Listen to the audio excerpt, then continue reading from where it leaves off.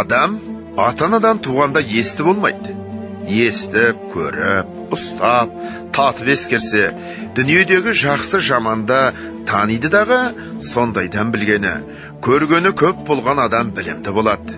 Естілердің айтқан сөздерін ескеріп жүрген кісі өзі де есті болады.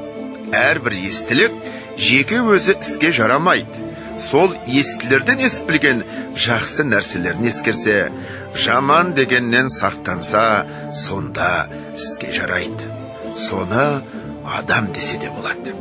Мұндай сөзді естігенде шайқақтап, жалықтанып, не салбырап, салғырттанып естсе, не есткен жерін қайта қайырып сұрап ұғайын деп тұшынбаса, не сол жерде сөздің расына көзі жетсе де, шыға беріп қайта қалпына кетсе, естіп естпей не керек?